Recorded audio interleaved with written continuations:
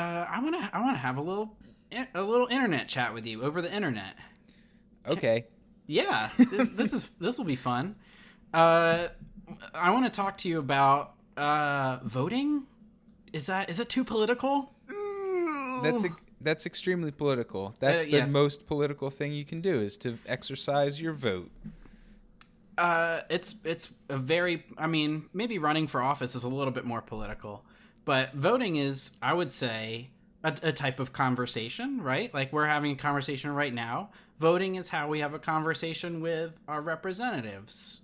We tell them, hey, why don't you get out of here because I don't like you anymore, or you know what? Let's do something else.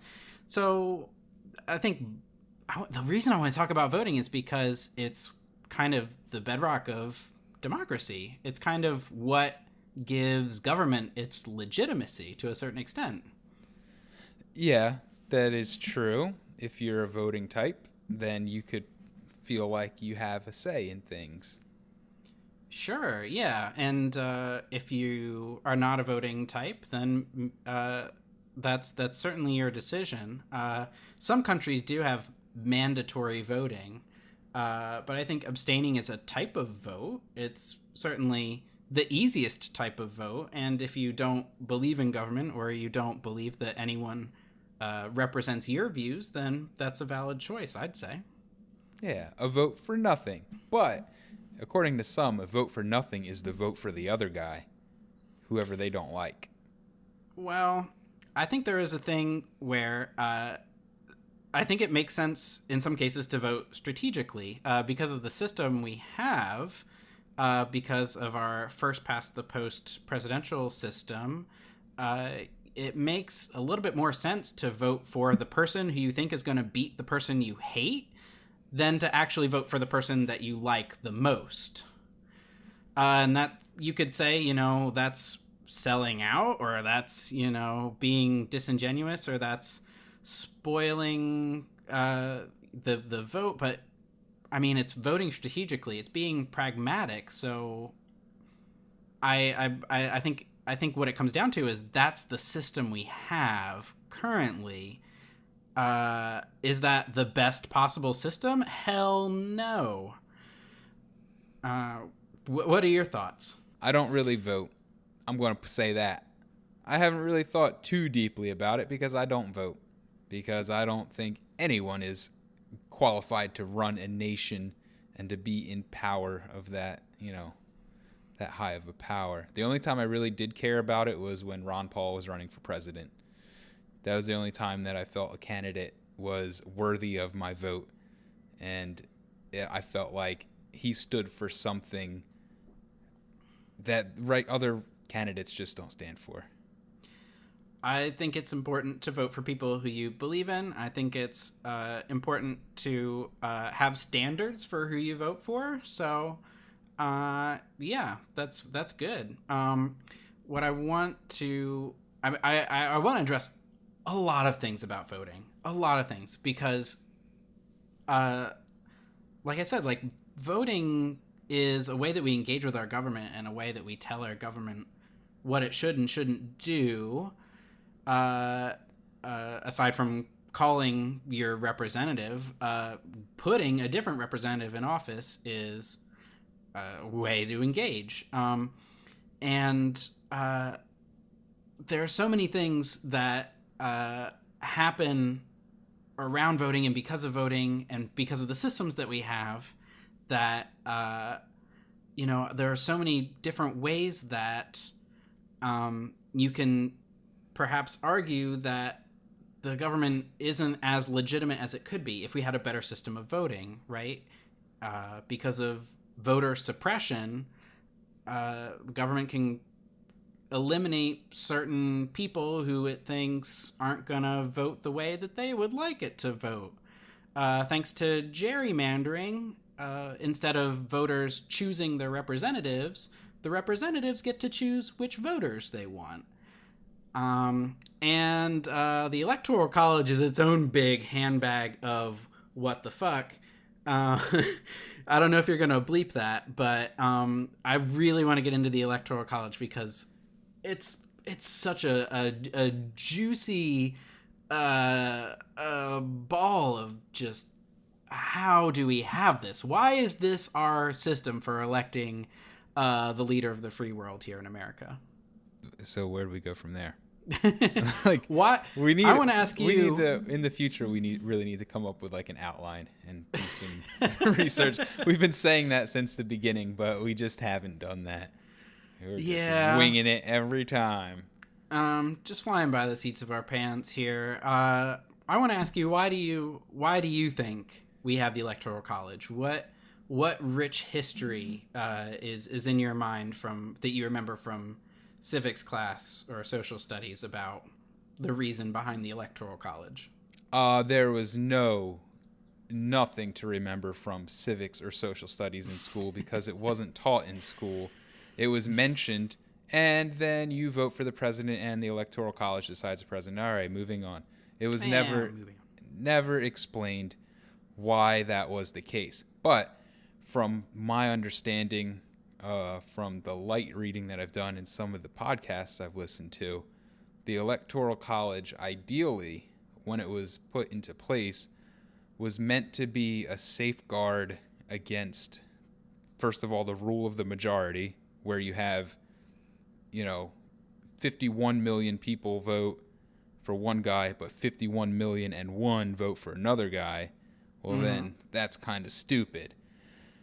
But the way the Electoral College was supposed to work originally was that each state would have their electors, and those people were supposed to run just like anyone else would for a governmental office. And they would be elected by direct popular vote in their area. And since they were supposed to be more educated on the workings of government than a normal person, those electors who were voted for by the people would be responsible for voting then for the president. But nowadays, it's kind of just a formality that whoever these electors are, they're not really talked about as if they're running for anything. They're just talked about as if they're a thing that people are awarded, which isn't the case. They're supposed to be real people with real votes, and we, the people, are supposed to vote for them. But I don't recall ever seeing that election, unless I just missed it. Yeah, it didn't exist. We don't vote for the electors of the Electoral College. Those people are selected by their parties. Usually, party loyalists are selected to stick to what the party wants, and so there's no representation of them being elected by us. They're picked, and they're supposed to listen to us when we cast our ballots in November. But ultimately, it's the electors that are casting the real ballots in December. So the presidential election is actually yet to happen, despite everyone, saying that it's a done deal. No one really expects the electors to swing wildly against Trump at this point, but theoretically it's possible. Yeah, and that's kind of a silly idea, because the way that the election is portrayed to the American people these days is that, yeah, your vote matters, and you did it. You did all the voting, but technically they really didn't. You did some of the voting, and ideally, your vote would be listened to and translated into your elector's vote. But I think that's... I think if we're going to be idealistic about this, we can imagine a much better system. I want to take a step back and talk about how the Electoral College came about, because it isn't very well taught. But the 12th Amendment had something to do with it. We didn't have the Electoral College in the earliest presidential races, right? It wasn't until Ooh boy, 1800. Um,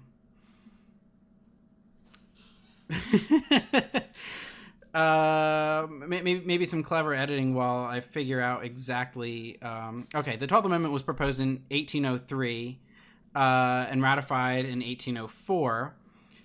So we didn't have the Electoral College in the earliest few elections in this country, but it came about shortly after political parties became a thing. So we decided that we were going to scrap direct national election of the president. Originally, there was a national election. The person with the most votes became the president. The person with the second most votes became the vice president. And this caused a little bit of discord because your president, your vice president could come from very different ideological backgrounds, and they wouldn't necessarily work very well together. So after political parties became a thing, the Electoral College came about as a way of electing a ticket of a president and vice president together. But why does it involve these states, and why do the states have this other kind of layer of you don't vote for the president, but you vote for these electors? There is a little history lesson. We can thank James Madison for discussing and bringing up in part of our conversation. James Madison, a politician from Virginia, you might recall, was concerned that in a direct election, the North would have more political power than the South because they had more voting white male landowners. In the South, you wouldn't have influence on the count of anyone who was black or female or not a landowner. So when it came down to it, the Electoral College was a way to fold in the 3/5 compromise and provide a way that one vote did not necessarily translate from one person into one vote, if that makes sense. There was a kind of designed lack of equality in the Electoral College that's preserved today in terms of population. Smaller states have more electoral votes than larger states. With California, if the electoral votes were distributed purely based on population, California would have 10 more electoral votes than it currently has. So California doesn't get those extra votes because the system is designed to distribute 3 votes to every state regardless of population, and then the rest are given according to population. So California has to sacrifice its 10 votes and hand those out to smaller states because I guess people in less populous states have a more important voice. I don't quite understand this because it's another kind of designed lack of equality. Why should we say that just because you're in a state that has a lower population that you deserve more say in our democracy? Why should someone from a less populous state have more contribution to who's elected president? It reminds me of Animal Farm, where everyone's equal, everyone gets one vote, but some people are more equal if you're in a less populous state. Am I supposed to respond? Well, I thought we were having a conversation, but if you want me to give a lecture, we can do that too. I don't really know how to respond. Like, yeah, those are the facts, right? That is how it is.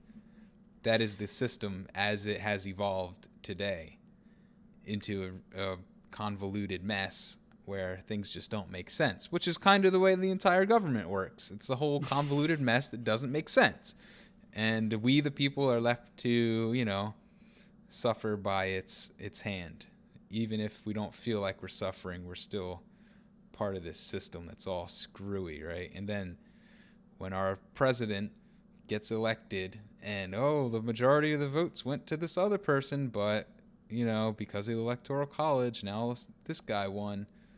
Okay, so what do we do with that? Like, So big what do deal. we do with that? He won under the current system. The Electoral College isn't going anywhere anytime soon. But if it were to be replaced, how would we make it more? How would we make it more better? How is it going to be more betterer? I'm glad you asked. So yes, the Electoral College is the current system. If we agree that it's not the best system, if we are having this conversation and are kind of nodding our heads together that, yeah, this is weird that some people have more power due to where they live than other people, which, by the way, the weirdest part of this system, right, is that if you're a U.S. citizen, you get a vote, don't you? U.S. citizens get votes. Yeah. If you move to another country, you can send in your absentee ballot. You don't lose your vote just because you move to another country. Right. Actually, astronauts get a vote. If you fly up into outer space, you can still send your vote down back to Earth. But people in U.S. territories don't get votes.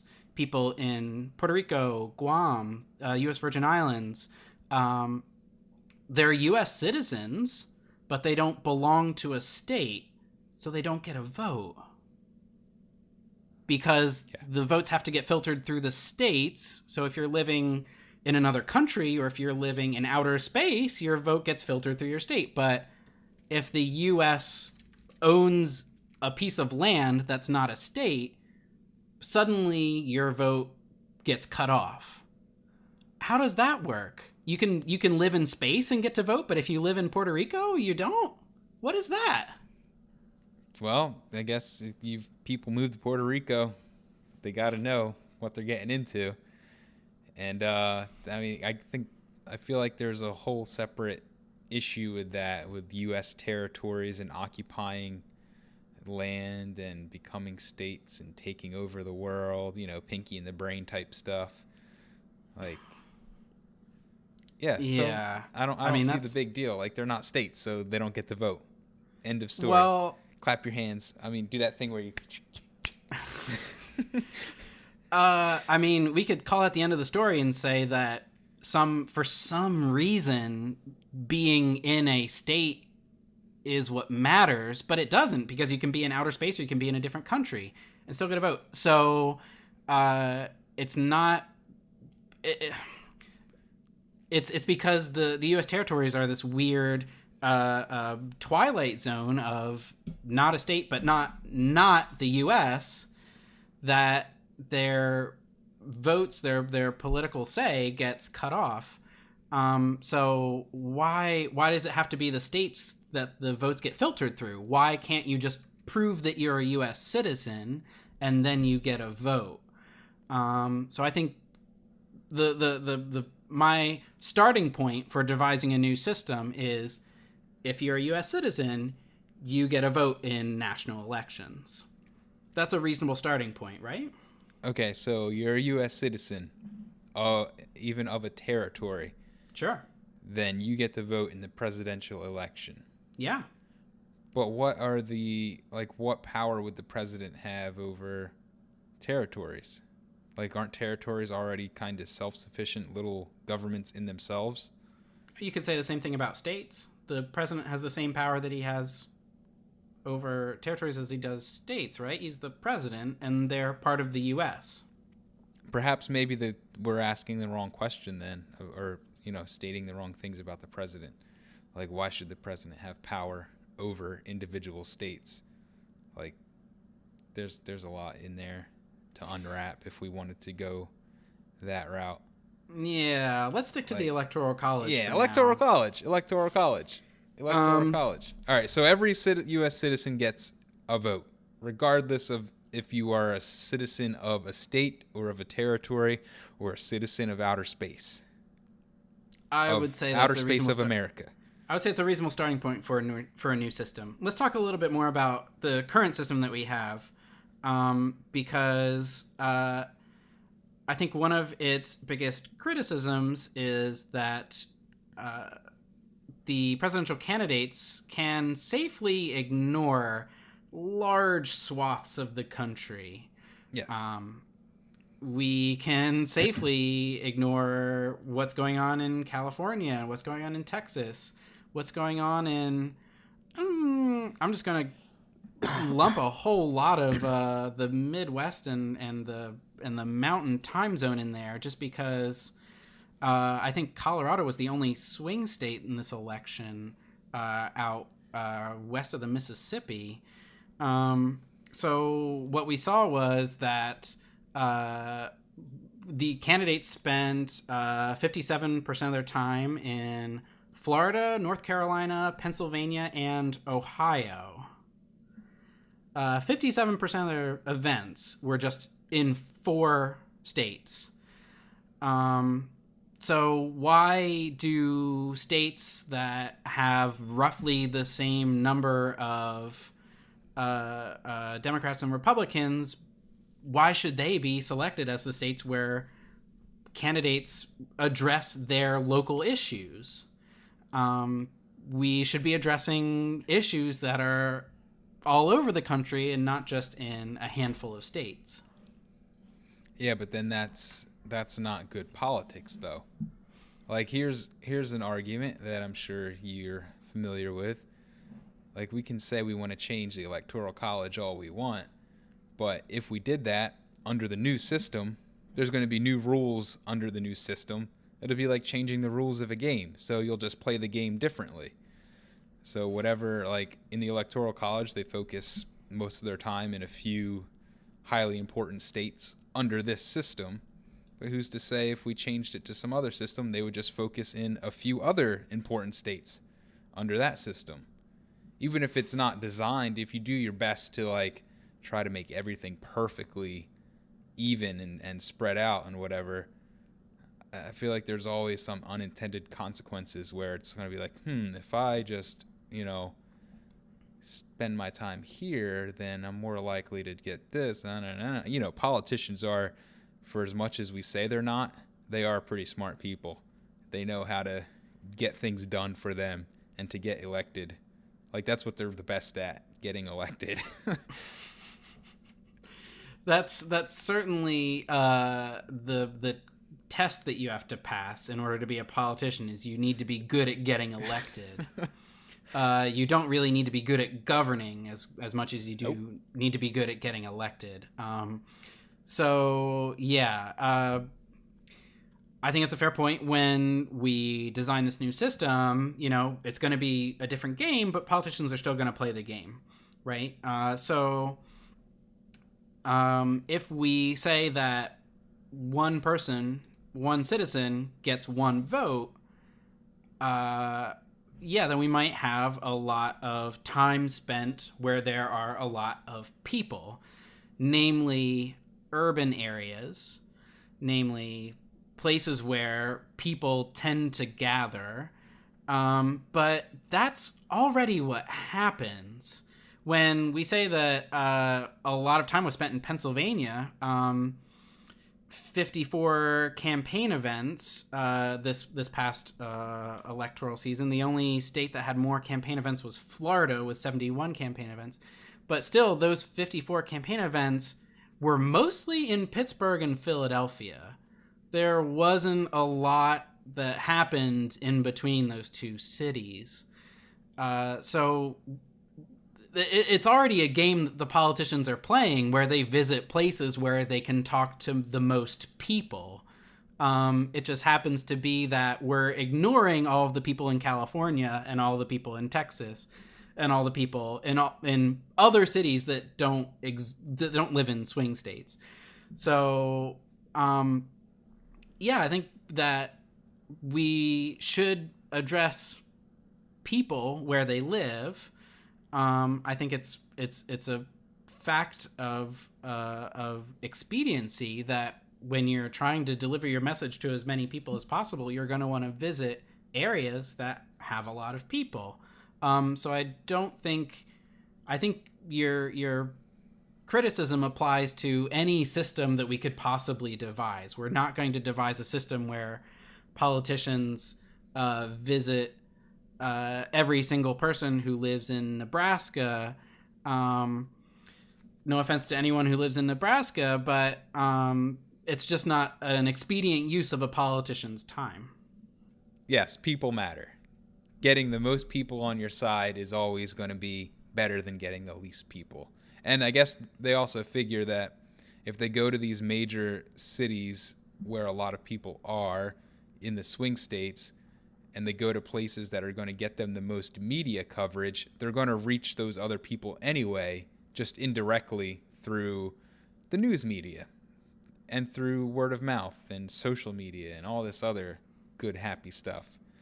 So, like, there's not really much reason for them to go to somewhere in Wyoming and campaign out in the dairy farms or the soybean fields or wherever they want to go. Like, they don't really matter in the grand scheme of things in any sort of election where it's like most votes or electoral votes. Like, it doesn't really matter. Yeah, you're absolutely right that there's a difference between campaign events where you're addressing a crowd of people in person. It makes sense to visit cities for that. But there's also just campaign promises. There's also just communicating with people all over. And we have an amazing communication network called the internet. We also have TV and news media and all this other stuff. But if a politician wants to talk with people, they can do that. Like, they don't need to travel there to talk with people. They can even talk to them at 3 a.m. on Twitter. I mean, that was a big deal. Like, can you imagine the founding fathers, like, if they came just in a time machine, popped up, and they've got presidential candidates on this little thing called Twitter saying these sort of things just all hours of the day? What would they think? I don't know what they would think. I don't have anywhere to go with that. It's just an idea. It's how absurd it is that communication is so, it's taken for granted now. Like, if you want to talk to someone, you can get them on the line, the internet line, anywhere, anytime. Yeah. This is much less of a problem. I mean, you might consider it a problem because more and more people are living in cities, but it's less and less of a problem because more and more communication is reaching people everywhere. So in terms of addressing people, yes, it's going to be expedient to visit cities, but in terms of communicating, we can do this. We have the technology. So I want to talk a little bit about our President-elect Donald Trump's views, his own views on the Electoral College, and I wonder if you can guess what his stance is.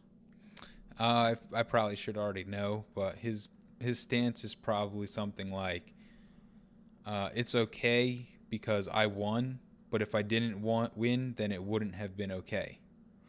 If I hadn't have won, then it was definitely rigged. But since I won, well, actually, if you go back to 2012, Trump tweeted a series of tweets when he thought that Romney was about to lose the Electoral College and perhaps win the popular vote. Trump blasted the Electoral College. He said a lot of things, and I don't have this up in front of me, but in 2012, Trump had a very clear opposition to the Electoral College. Fast forward to 2016, he's been claiming the system's rigged the whole time leading up to the election, And he sits down for his first major interview in 60 Minutes on November 13th. And when asked about the Electoral College, he says, "I would rather see it," this is a quote, "I would rather see it where you went with simple votes. You know, you get 100 million votes and somebody else gets 90 million votes and you win. There's a reason for doing this because it brings all the states into play." So Trump wants to bring all the states into play. He wants to bring Texas and California into play. He reaffirmed his longstanding opposition to the Electoral College, saying we should go with simple votes. Now, if a bill came across his desk, if we somehow push for a constitutional amendment, is he going to ratify that? Is he going to sign it? I don't know, because honestly, Trump's views can change pretty drastically and pretty wildly and very rapidly. So who's to say exactly if Trump would stick with his stance? Because as it plays out, yeah, the system is rigged, but it's kind of rigged in the favor of his party, the way that politics are leaning in smaller states these days. So would Trump kind of sabotage his own party? Is he that loyal to the Republicans that he wouldn't ratify this constitutional amendment? Who knows? But it's kind of a moot point because we are a long, long ways from getting a constitutional amendment even on the floor of Congress. So we'll see how that plays out over the next couple decades. I suppose. But I think it's interesting to note that President-elect Trump, after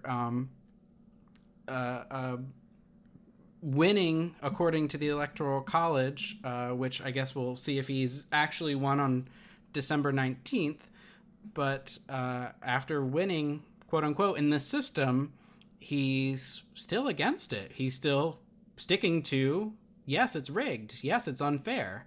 Simple votes would be better. Fair. All right. The system is rigged, though. It's all rigged. It's all a big rigged up system of rigmarole. To say it's not rigged, I don't think they.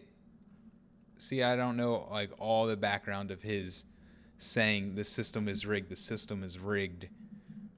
I don't know if he's talking about just the voting system is rigged. Yeah, okay, sometimes there's some shady activity there. And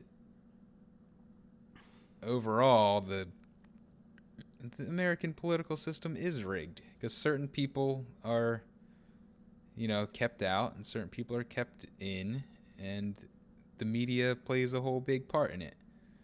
Like, it all depends on who they want to cover, who gets the most coverage, and by who. And by what news sources. Donald Trump won because he understood how to get that airtime, good or bad. Like, I think that's the bottom line. The bottom line. Like, there's one single bottom line. But anyway, a huge factor in why Donald Trump won the election was because he knew how to rile up the people, how to get the media to look at him, whether it was good or bad. Like, and he struck a. It was mostly bad, and in terms of him getting free airtime on TV. Yeah, the reason why people were talking about him was he was saying a lot of ridiculous and questionable things. Yeah, but that struck a nerve with a large. I mean, half the people that voted for him, the other half voted for Hillary. So he got at least half the vote, or a little less than half, because she won than half. Whatever, blah blah blah, yada yada yada, and he's hit on the thing that people dislike over all these years. It's been about corruption and getting someone who's not a typical candidate into office and just saying screw you to the established powers, and that's what happened. And now he's in power, and now he's appointing, or supposedly going to appoint, all the same people that he was supposedly opposed to, like the establishment players in the game. Well, who else are you going to assign as your cabinet? You got no other choices. You can't just pick whoever you want. You got to pick from the choices that you're given. Well, I think he could pick whoever he wants, but he wants to signal to the people and to the establishment that he isn't as much of an outsider as he claimed to be on the campaign trail. I think he's trying to give people some idea that he is willing to work with the establishment, and he's certainly picking who he wants, and he by and large is picking a lot of people who were loyal to him on the campaign trail. The system is rigged. If you're loyal, you get the job. If you're not, if you don't know someone, you don't ever get that job. The system's rigged all the way down, top to bottom. Yeah. Well, we already knew this, but here's another way that I want to point out how the system is quote unquote rigged. So I brought up at the top of the show a few general voting issues, voter suppression and gerrymandering. And we can kind of consider the Electoral College a type of gerrymandering. Now, I posted this article online, and I'm assuming you read it because you commented on my post. Yes, I did. So, computer scientist did a little, played a little game with how people voted. He wanted to see, keeping every vote the same in 2016, if he could push the election just by redrawing state boundaries. And his idea was, how few counties do I have to reassign to a different state, to an adjacent state, in order to push the election to Hillary instead of Trump? And it turns out the number of counties that it takes to give Hillary the win by rearranging and shuffling the states a little bit is 4. If 3 counties in Alabama if 3 of Florida's panhandle counties were instead part of Alabama, and if one of, I think it was Michigan's counties belonged to Wisconsin, or that might have been the other way around. Lake County, Illinois, if that were part of Wisconsin, suddenly that pushes Wisconsin blue, and that pushes Florida blue, and Hillary ekes out 270 electoral votes. The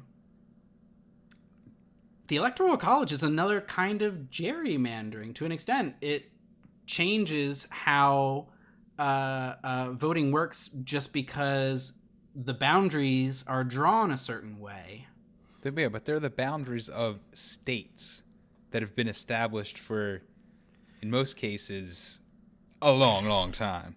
I know they're the boundaries of states, and I know that that states aren't just redrawing their boundaries willy-nilly on a whim. There's rivers for involved. Funsies. No, so it's not a true kind of gerrymandering in that we're not like hand drawing each state every election cycle or with every census to rig the vote for one side or the other. But what this points out is that our voting system is inherently unstable, that we don't have a kind of way that our votes translate into a winner regardless of the lines within our country, right? We're voting for our national leader. We're voting for the leader of our country as a whole. You know, the president is the president of all the states. But if you just shuffled a little bit of counties from one state to the other, the winner changes. The votes didn't change. This is the crazy thing. The votes are exactly the same. just by redrawing a couple lines within the country, we elect a different national leader. This is not a stable system. We should have a system that doesn't care for national elections where the boundaries are within our nation, right? I don't know if you can make that prescriptive statement and say we should have this or that in regards to like state boundaries. So the current system is based on electoral votes by state. If you change some of the lines and move counties into different states, then you change the outcome of the election, at least in this current election. And you can probably do the same thing for all previous elections that were pretty close elections. Like the same sort of experiment will work. But what does that, I don't know how that exactly shows instability in the election process, because it's just state boundaries, and people are going to vote under the current system. It's if you had one vote for every person, regardless of where they live, then but how do you stop the majority problem, where it's 10 more votes for one guy means that he wins the entire thing? And Okay, so this is people. Like either way, here's my grand idea that I told to you yesterday or something yesterday, is that either way, with the current electoral system or a new system where one vote for one person, you're still going to have about half the people upset that their guy didn't win. I don't know how you can get around that in any system. I don't think we're getting around that with any system. Yeah, there are going to be people who ultimately voted for someone who didn't win, and those people might feel upset. They might feel left out. But I'm glad you brought up the issue of how do we keep the majority from overruling, and how do we keep them from becoming like tyrannical over the minority. And I think this is a point that people use to defend the Electoral College. They say, well, there are smaller states and there are fewer people in these states, and these people are a minority to a certain extent, and their issues matter as well. And I agree that everyone's issues matter to them, and I agree that everyone should have a say in the process. But the objection that a majority shouldn't overrule a minority goes against all of politics. That's how politics work. When a majority votes, then the issue passes, then the bill passes. It takes a majority to make something happen. A majority means that over half of us agree on something, and that becomes the law of the land. So when a majority wins, when a majority says, here's what we want, and they declare a winner, that's the system working as intended. I am much more suspicious of a system that says, oh yeah, the minority, they're the ones who win. They're the ones who rise to power. That's like the system that South Africa had during apartheid. They had a white minority that ruled over the black majority of the country. The minority shouldn't elect more rulers than the majority. The majority should be the one who wins and should be the one who is elected. Right? Right. Right. Yeah. But, all right, I agree that you cannot have, an oligarchy where you have a few super powerful people, usually who have a lot of weapons or a lot of money, who decide for the rest of everyone what they're going to do. Like, that's a minority deciding what the majority is going to do. That's no good. at the same time, if you had, in our case, how many people are in the United States? Like almost 300 million, probably more than that by now, 300 something million. And in this election, we had about 100 million people vote. Once you get up to those kinds of numbers, I feel like somehow the more people that are in the minority, the suckier it is for them. So if say we only had 10 people in a society on an island, let's go to the Robinson Crusoe method of thinking through things, right?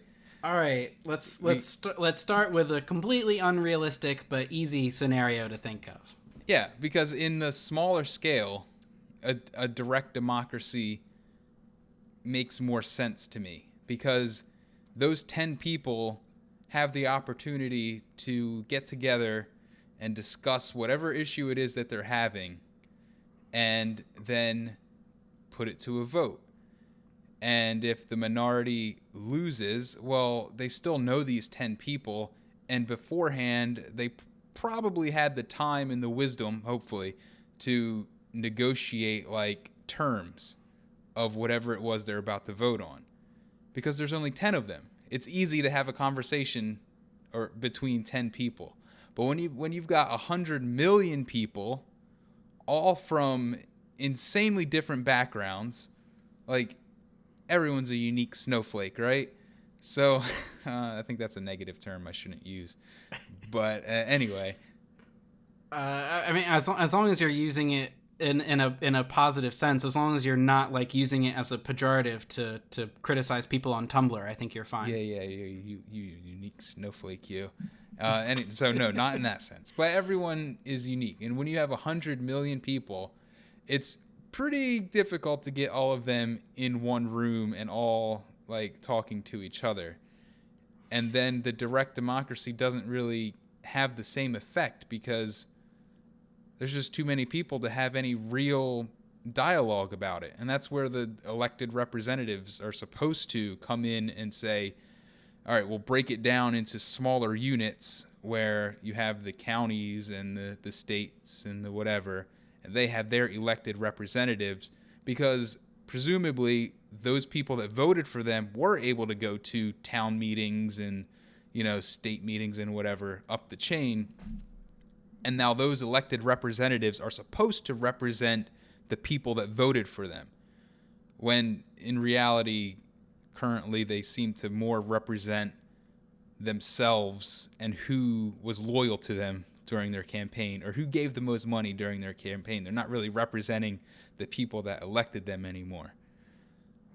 Yeah. And that's like, when you compare like a direct democracy to what we have, it seems like it would be a better system, but I don't think it works on the scale that we're at now. Like for smaller places like Greece, where else is like held up as the example of a direct democracy current times? Like the Brexit California vote. is a big fan of ballot initiatives, which are a kind of direct democracy, you could say. Yeah, on a state level, I mean, they're still huge, but at least it's not as huge. And yeah, so I think direct democracy certainly has a place. I think on a more local level, like you said, direct democracy works. In terms of ballot initiatives, a lot of great things have come out of ballot initiatives, so I'm a fan of that. A lot of crappy things came out of ballot initiatives. Prop 8 came out of California, so it's not all great. I want to say that though, the point that direct democracy doesn't work in terms of creating our laws themselves is different than saying how should our system of voting work, right? Because we're still voting for representatives who are creating our laws for us, but in terms of voting for a representative, we're not even just voting for a representative. We're voting for electors that are supposedly our representative that's going to elect the ultimate representative of our president. So why do we need 2 layers of representation to get to the president? I think it's ridiculous because every other elected official is elected by a majority. They're elected by getting more people to vote for them. And if you're saying this system shouldn't happen and that we need to somehow protect our minorities, we need to protect smaller populations of people from larger populations of people, that applies to every single political vote, every single governor, every single congressman and senator. So why is that an argument against that's an argument against every single other vote other than the president? Okay, yes. I'll concede that point. So then we come back full circle. I don't even know if this is full circle yet. I don't know if I exactly. I'm running short on time, so it better be full circle. Yeah, so full circle to okay, well, direct democracy has its issues, and in the presidential election we forego direct democracy because of the rule of the majority, blah, blah, blah. Well, if it's good enough for all the other voting, then why is it not good enough for the president? Why then should we be voting people into power to begin with if the minority is going to suffer at the hands of the majority regardless? Why do we even need a central government to rule over everyone to begin with? Because these are all problems to do with the fact that we have a central government. We wouldn't be having these problems if we didn't have an overseer that is supposed to take care of us in the modern sense. I mean, originally, the founding fathers wanted to prevent this as much as possible, where we have an all-reaching government who just keeps growing and growing and growing. But now we do. Yeah, so it sounds like you just want to scrap the Constitution and go back to the Articles of Confederation, where we have just a collection of states and we don't have a leader who is capable of commanding our armies and navies.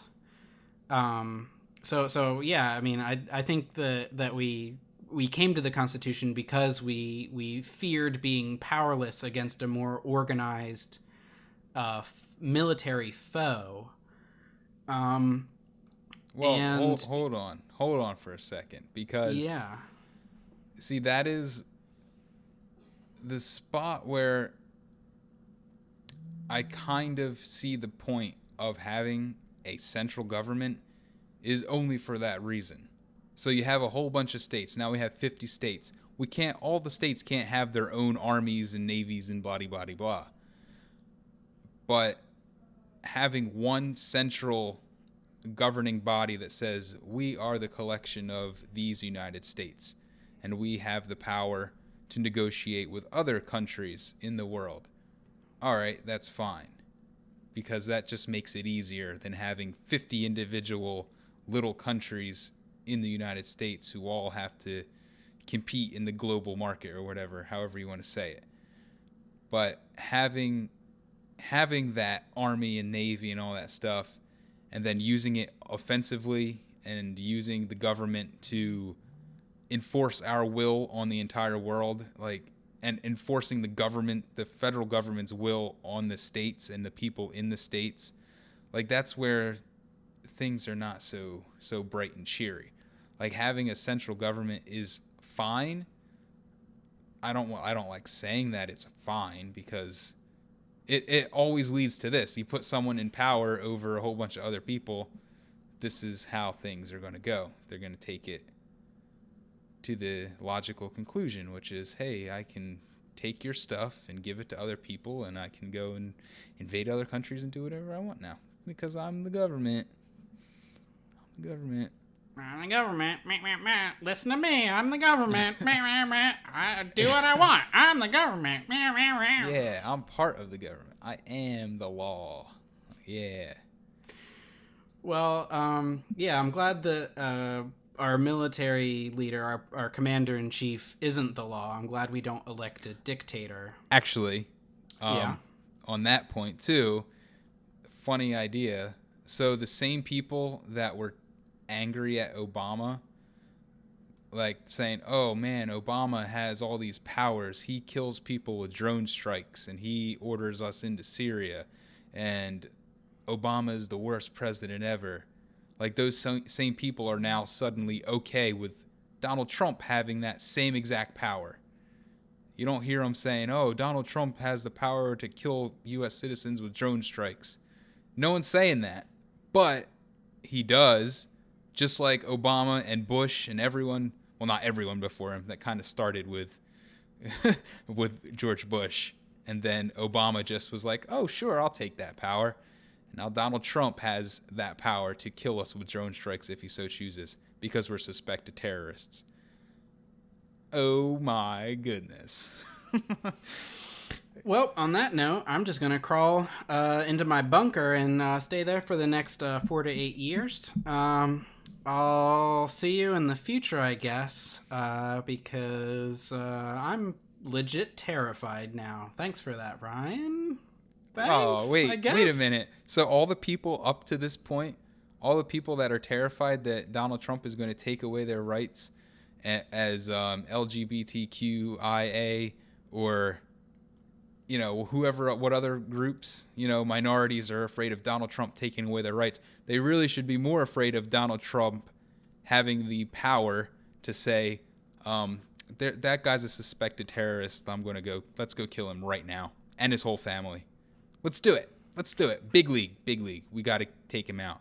Like, that's the power they should be afraid of, not the government taking away your rights, because that's the government isn't in that game. They're in the game of military domination and money from such operations.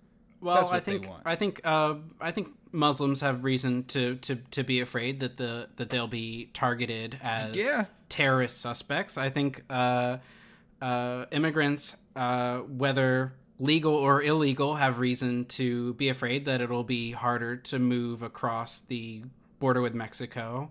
I think that there are a lot of legitimate reasons that people have. I think, Trump hasn't shown a lot of sympathy for black minorities. I think he's looking to appoint his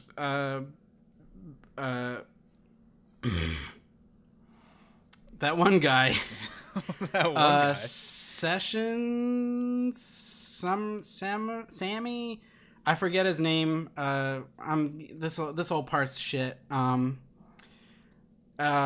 yeah, I think everyone has reason to be afraid for their own selves because they feel like Trump doesn't represent them and their interests. But yes, everyone should also have the capacity. I think it's important to note that we haven't historically, in very recent history, been very great to people living outside of our country.